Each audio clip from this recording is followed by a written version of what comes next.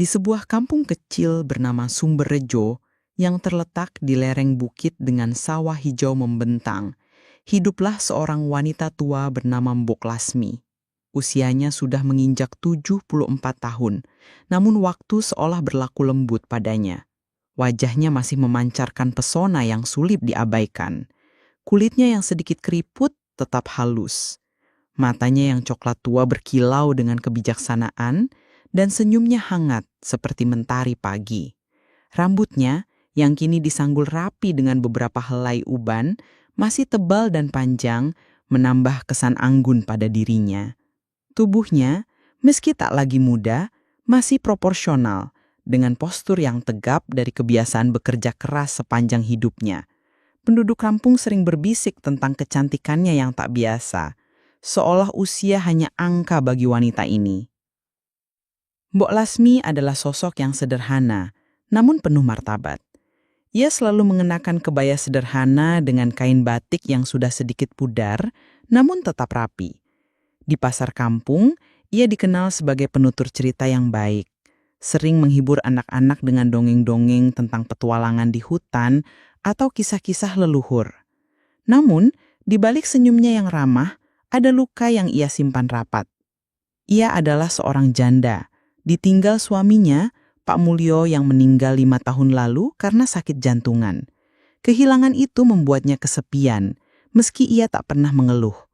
Anak-anaknya sudah berkeluarga dan tinggal jauh di kota, meninggalkan Mbok Lasmi dengan rumah bambu sederhana yang kini terasa terlalu besar untuknya seorang.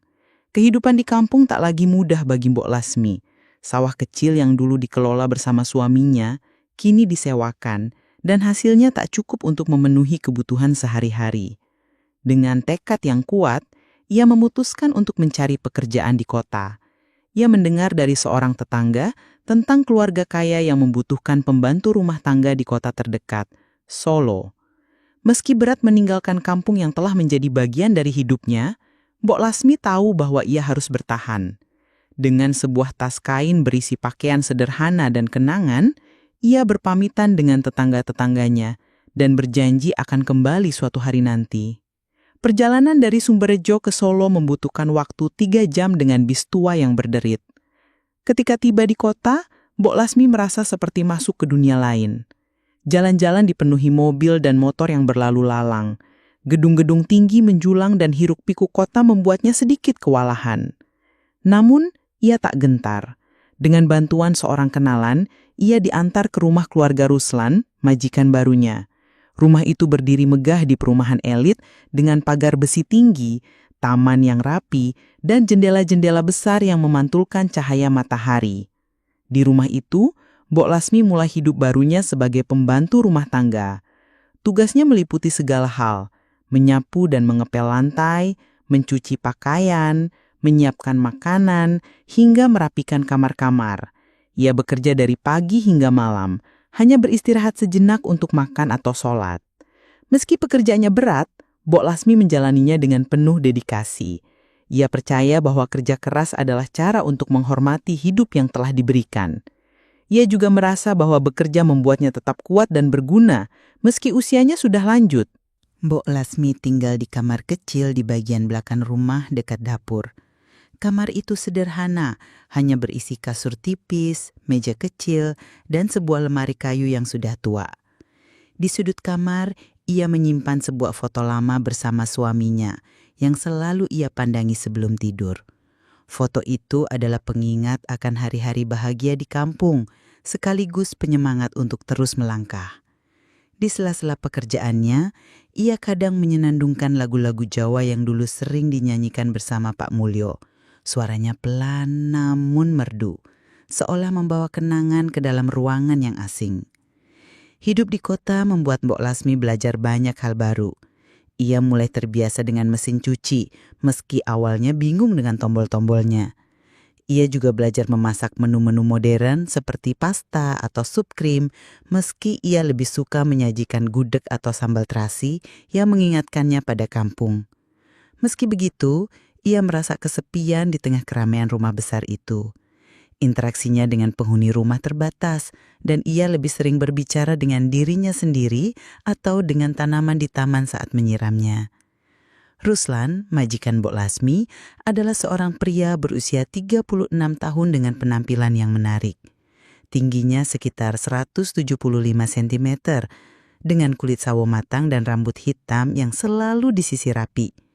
Ia adalah seorang pengusaha sukses yang memiliki perusahaan distribusi bahan makanan, yang membuatnya sering bepergian atau menghabiskan waktu di kantor. Ruslan dikenal sebagai pria yang ramah namun tegas, dengan sikap yang selalu terkontrol. Namun di balik kesuksesannya, ia sering berasa lelah dengan rutinitas dan tekanan pekerjaan. Ruslan menikah dengan Anita, seorang wanita berusia 34 tahun yang cantik dan energik. Anita adalah tipe wanita yang selalu sibuk dengan kegiatan sosial seperti arisan, acara amal, atau pertemuan komunitas ibu-ibu elit. Ia sering bepergian untuk menghadiri acara-acara itu, meninggalkan rumah untuk waktu yang cukup lama. Penampilannya selalu sempurna dengan pakaian desainer dan riasan yang mencolok. Namun ia jarang terlibat dalam urusan rumah tangga, menyerahkan semuanya pada Mbok Lasmi dan asisten rumah tangga lainnya. Ruslan dan Anita memiliki 2 anak, Raka yang berusia 8 tahun dan Lila yang berusia 5 tahun. Raka adalah anak yang cerdas namun pendiam, lebih suka bermain game di kamarnya daripada berinteraksi dengan orang lain. Lila sebaliknya adalah anak yang ceria dan suka mengobrol, sering mengikuti Mbok Lasmi ke dapur untuk membantu, atau lebih tepatnya membuat kekacauan kecil. Mbok Lasmi menyayangi kedua anak itu, terutama Lila yang mengingatkannya pada cucunya di kampung. Keluarga Ruslan hidup dalam kemewahan, namun hubungan di antara mereka terasa dingin. Ruslan dan Anita sering terlihat sibuk dengan dunia masing-masing, dan percakapan mereka lebih banyak tentang jadwal atau kebutuhan anak-anak daripada hal-hal yang lebih personal. Rumah besar itu, meski penuh dengan perabot mahal dan dekorasi mewah, sering terasa kosong, terutama saat Anita dan anak-anak tidak ada. Hari-hari Mbok Lasmi di rumah Ruslan dimulai sebelum matahari terbit. Ia bangun jam 4 pagi, sholat subuh, lalu memulai tugasnya dengan menyapu halaman dan menyiram tanaman. Setelah itu, ia menyiapkan sarapan untuk keluarga. Nasi goreng, telur mata sapi, atau roti bakar untuk anak-anak dan kopi hitam untuk Ruslan. Anita biasanya meminta jus buah segar yang harus disiapkan dengan hati-hati agar sesuai seleranya. Setelah sarapan disajikan, Mbok Lasmi melanjutkan dengan mencuci pakaian. Rumah Ruslan memiliki mesin cuci modern, tetapi Mbok Lasmi lebih suka mencuci pakaian anak-anak dengan tangan, terutama pakaian sekolah yang sering kotor. Ia bekerja di kamar mandi belakang yang dilengkapi bak besar dan keran air yang mengalir deras. Di sana, ia sering melamun, mengingat hari-hari ketika ia mencuci pakaian di sungai kampung bersama tetangga-tetangganya sambil tertawa dan berbagi cerita. Siang hari adalah waktu paling sibuk. Mbok Lasmi harus memastikan rumah tetap bersih, mulai dari menyapu debu di sudut-sudut ruangan hingga mengelap kaca jendela yang besar. Ia juga menyiapkan makan siang, biasanya untuk anak-anak dan pengasuh mereka, karena Ruslan dan Anita jarang makan di rumah pada jam itu. Sore hari, ia merapikan kamar-kamar, mengganti sprei, dan memastikan semuanya rapi sebelum Anita pulang. Interaksi Mbok Lasmi dengan Ruslan sangat terbatas. Paling-paling, Ruslan hanya mengangguk atau mengucapkan terima kasih saat Mbok Lasmi menyajikan kopi atau makanan. Anita lebih sering memberikan instruksi, kadang dengan nada yang terburu-buru, seperti meminta Mbok Lasmi mencuci gaun tertentu atau menyiapkan camilan untuk tamu.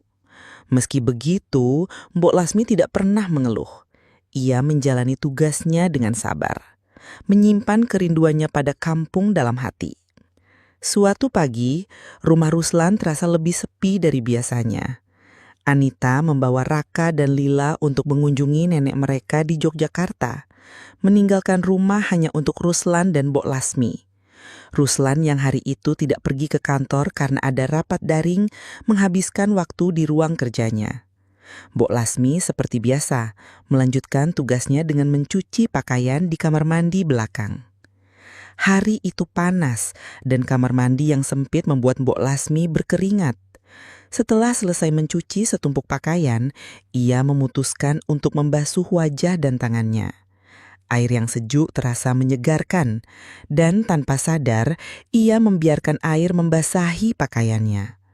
Kain tipis yang ia kenakan menempel di tubuhnya, memperlihatkan siluet tubuhnya yang masih menarik meski usianya tak lagi muda.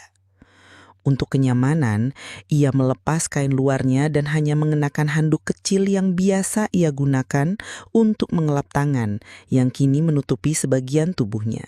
Saat itu, Ruslan merasa kebelet buang air. Kamar mandi di kamar utama sedang diperbaiki karena masalah pipa, sehingga ia menuju kamar mandi belakang, satu-satunya yang bisa digunakan. Tanpa berpikir panjang, ia membuka pintu kamar mandi, tidak menduga Mbok Lasmi ada di dalam. Pintu terbuka lebar dan Ruslan membeku. Di depannya, Mbok Lasmi berdiri dengan handuk basah yang hanya menutupi sebagian tubuhnya. Cahaya matahari yang masuk dari ventilasi kecil membuat siluetnya terlihat jelas.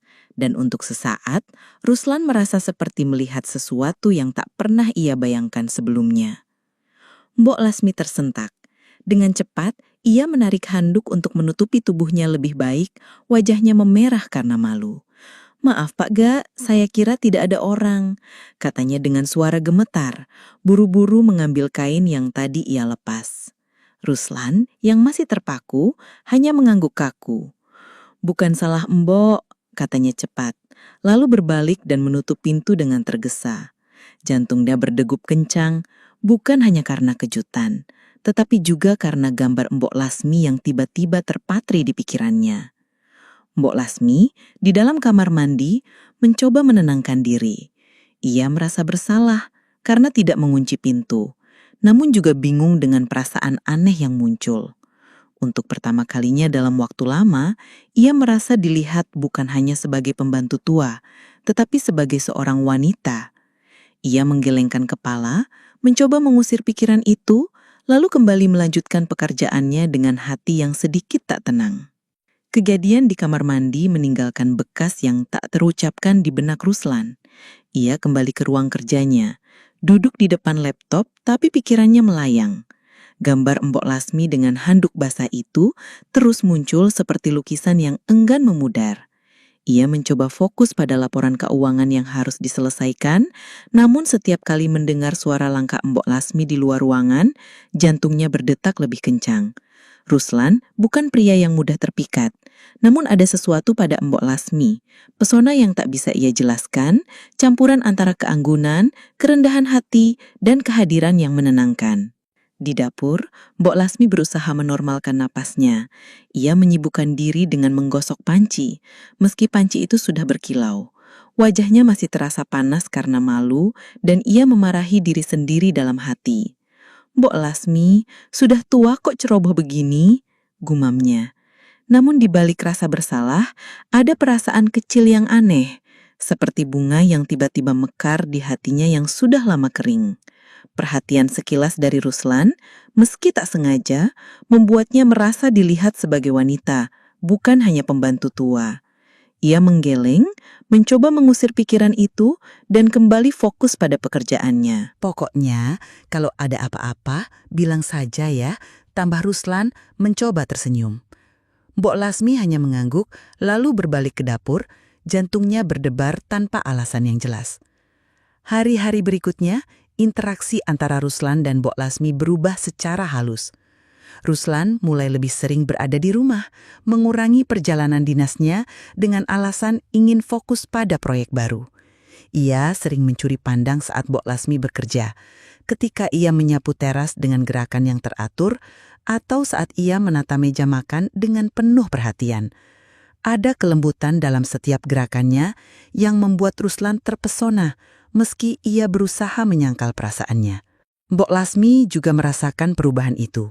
Ruslan kini lebih sering mengucapkan terima kasih, bahkan untuk hal-hal kecil seperti segelas air dingin yang ia sajikan. Kadang, Ruslan akan bertanya hal-hal sederhana seperti, "Mbok, ini masakan apa namanya? Rasanya enak sekali." Mbok Lasmi akan menjawab dengan sopan, "Oh, ini cuma sayur kolplay, Pak. Resep dari kampung." Percakapan kecil itu, meski singkat, membuat Mbok Lasmi merasa dihargai, sesuatu yang jarang ia rasakan sejak menjadi janda. Suatu sore, saat hujan turun deras dan listrik di rumah mati, Ruslan dan Mbok Lasmi terjebak dalam situasi yang tak terduga. Anita dan anak-anak belum pulang dari acara keluarga, dan rumah hanya diterangi lilin. Mbok Lasmi sedang menyiapkan makan malam di dapur ketika Ruslan masuk membawa senter. "Mbok, hati-hati, gelap ini jangan sampai jatuh," katanya suaranya penuh perhatian. "Terima kasih, Pak. Saya biasa gelap-gelapan begini di kampung," jawab Mbok Lasmi sambil tersenyum kecil. Ruslan tertawa pelan. "Mbok ini kuat ya, kalau saya sudah panik kalau listrik mati begini."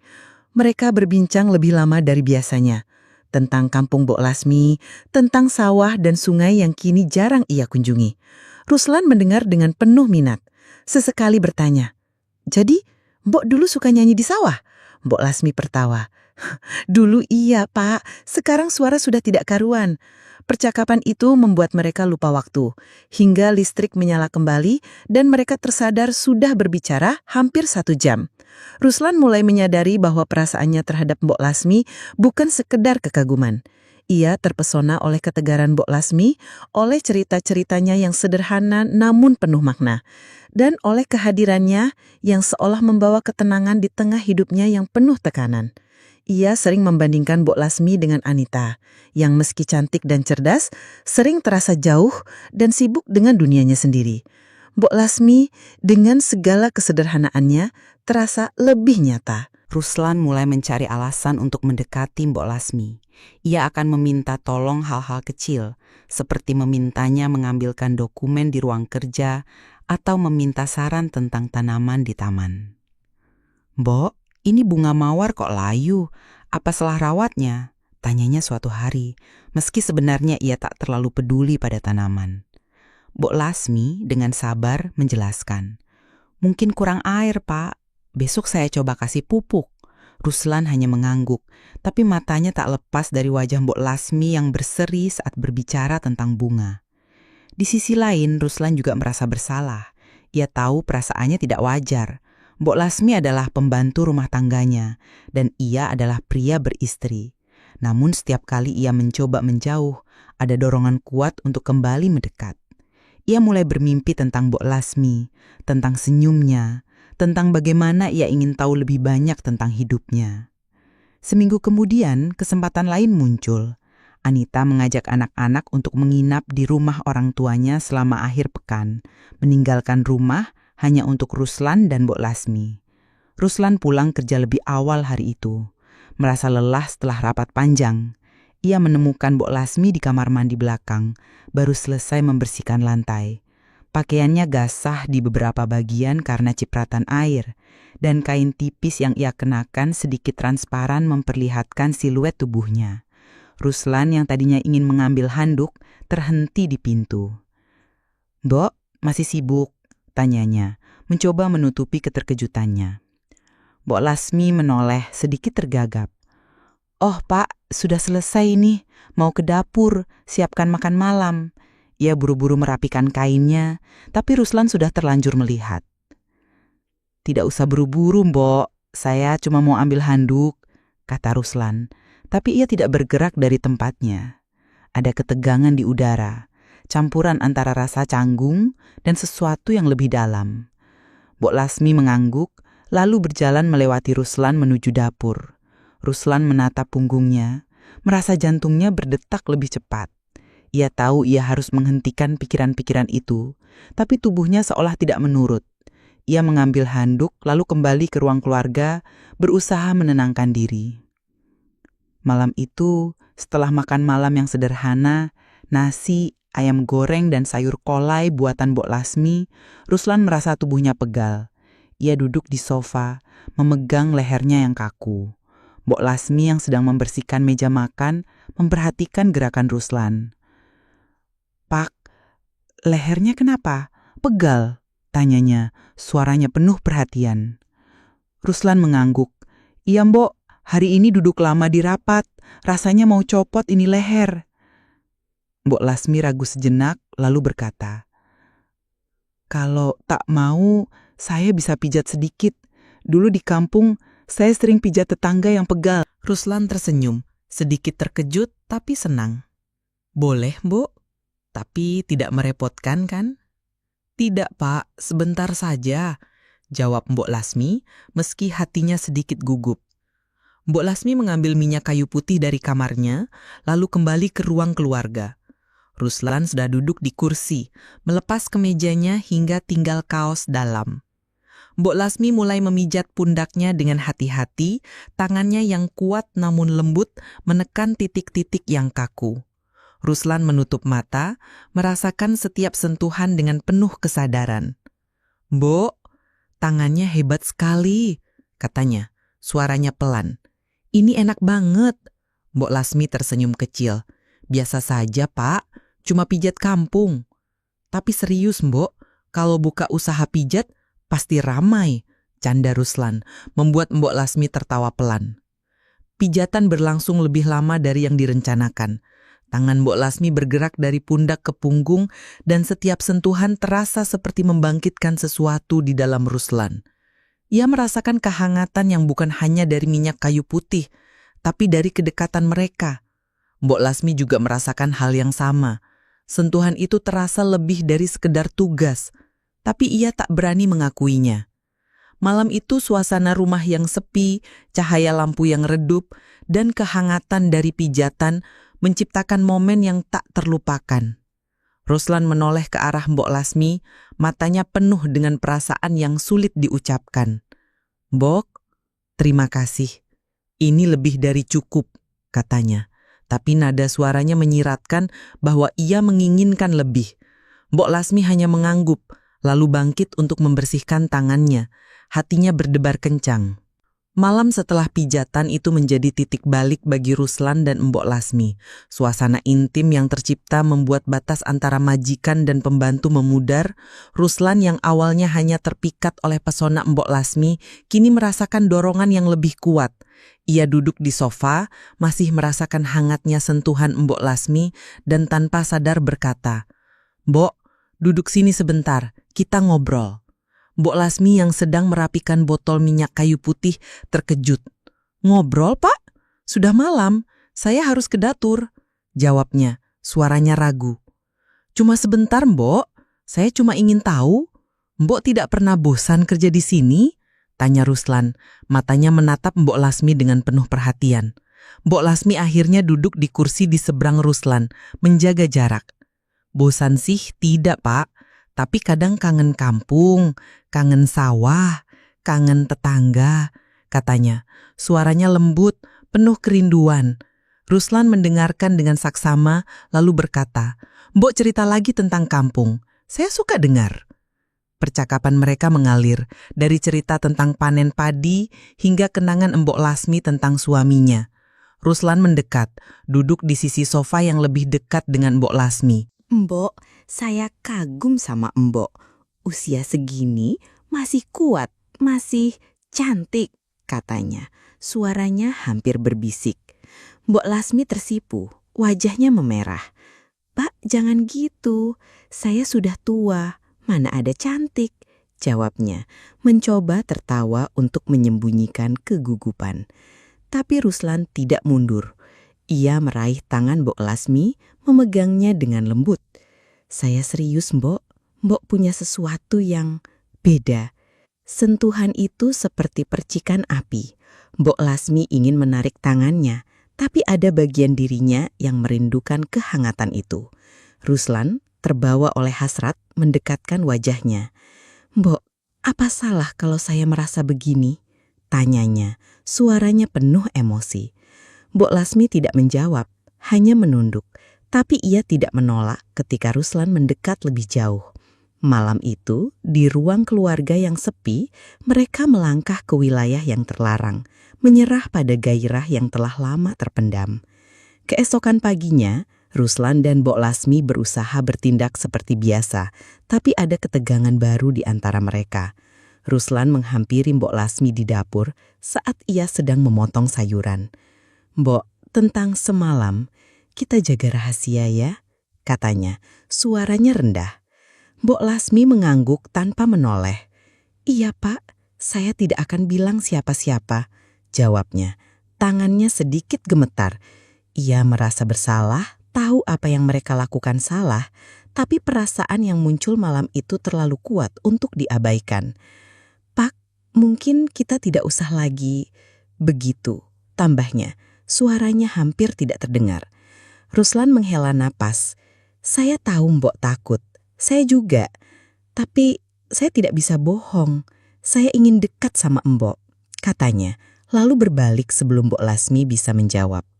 Hari itu, mereka menjaga jarak, tapi rasa bersalah bercampur dengan kerinduan. Mbok Lasmi berdoa di kamarnya malam itu, meminta ampun atas dosa yang ia lakukan, tapi setiap kali Ruslan lewat dan tersenyum padanya, hatinya kembali goyah. Ruslan, di sisi lain, berjuang dengan pikirannya sendiri. Ia mencintai Anita dan anak-anaknya, tapi Mbok Lasmi membawa sesuatu yang ia tidak temukan dalam pernikahannya. Keintiman yang sederhana namun mendalam.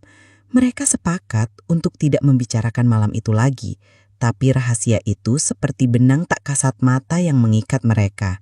Setiap tatapan, setiap sentuhan sekilas saat Mbok Lasmi menyajikan kopi atau Ruslan melewati dapur, terasa penuh makna. Seiring waktu, Ruslan dan Mbok Lasmi menemukan cara untuk mencuri momen bersama. Ketika Anita pergi untuk acara sosial atau menginap di rumah orang tuanya, rumah menjadi tempat bagi rahasia mereka. Suatu malam, saat hujan deras membuat suasana semakin intim, Ruslan menemukan Mbok Lasmi di teras belakang, sedang menjemur kain yang basah. "Mbok, masuk dong hujan begini," katanya, berdiri di ambang pintu. "Saya suka hujan, Pak. Ingat kampung," jawab Mbok Lasmi, tersenyum kecil. Air hujan membasahi wajahnya, membuatnya terlihat lebih muda di bawah cahaya lampu teras. Ruslan melangkah keluar, berdiri di sampingnya. "Mbok, saya pikir-pikir Mbok kayak bunga yang mekar di hujan, makin indah," katanya, suaranya penuh keberanian yang tidak ia miliki sebelumnya. Mbok Lasmi tertawa pelan, tapi tatapannya bertemu dengan Ruslan. "Pak, gombal begitu dari mana belajarnya?" candanya, tapi ada kilau di matanya. Malam itu, mereka kembali terbawa oleh hasrat. Di kamar kecil Mbok Lasmi, di antara kasur sederhana dan foto lama suaminya, mereka menemukan pelarian dari dunia luar.